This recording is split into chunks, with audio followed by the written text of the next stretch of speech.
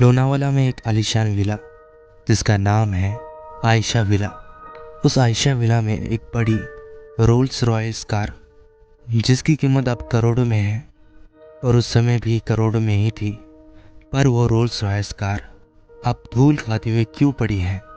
ऐसा उस विला में क्या हुआ कि वहाँ के लोगों को रात में उस विला से चीखने चिल्लाने की आवाज़ आती है और उस रास्ते से आते जाते हुए लोगों को उस रोल्स रॉयस कार में एक परछाई बैठी हुई दिखती है। इस कहानी की शुरुआत होती है आज से करीब 50 साल पहले बॉम्बे में, मतलब आज की मुंबई। बॉम्बे में रहने वाले एक अमीर बिजनेसमैन ने तय किया कि अब हमें शहर में नहीं रहना है, हम दूर किसी शांत जगह में जाकर रहेंगे। इसलिए उन्होंने महाराष्ट्र में स्थित लोनावाला में एक प्रॉपर्टी खरीदी। उस प्रॉपर्टी पर एक आलीशान घर बनाया गया। उनकी फैमिली में उस बिजनेसमैन की बीवी और 16 या 17 साल की बेटी जिसका नाम था आयशा।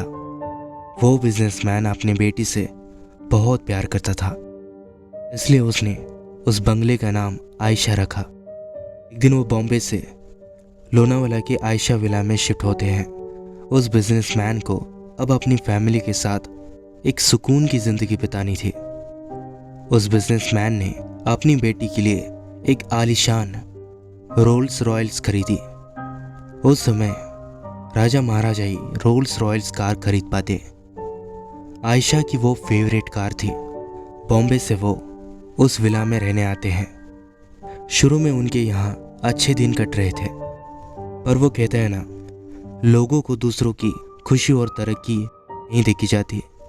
ऐसा बताया जाता है कि उनके पड़ोसी उन पर चलने लगे थे कि ये फैमिली है कौन और इनके पास इतनी महंगी गाड़ी कैसे है। जब इस जगह वो नए नए शिफ्ट हुए थे तो उनके आस पड़ोस के लोग उनसे अच्छे से बात किया करते, पर जैसे जैसे दिन बीतते गए वही लोग उस फैमिली के खिलाफ हुए। कारण वो लोग उस फैमिली पर जलने लगे थे। वो लोग आयशा की फैमिली के साथ छोटी छोटी बातों पर झगड़ा करने लगे। इस वजह से आयशा की फैमिली अकेली पड़ गई।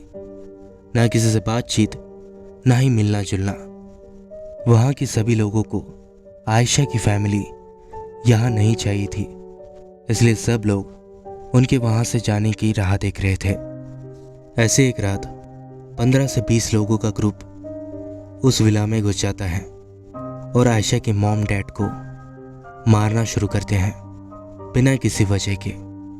वो लोग उनकी जान लेने के इरादे से आए थे और उतने में ही उन लोगों की नज़र आयशा पर पड़ी। वो बेचारी अपने मॉम डैड के लिए रो रही थी कि प्लीज़ उन्हें मत मारो।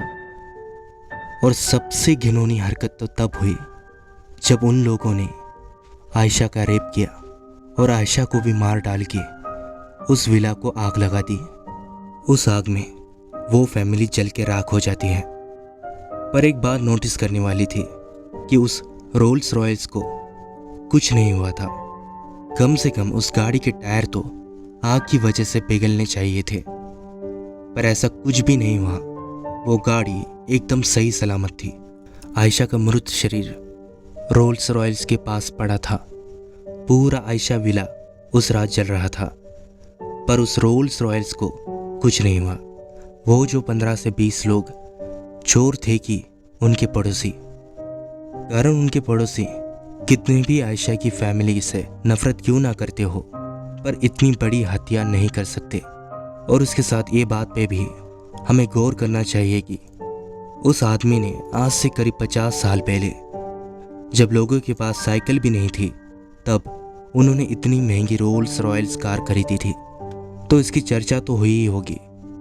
शायद यही खबर चोरों को पता चली और उन्होंने आयशा विला में चोरी करने का प्लान बनाया होगा।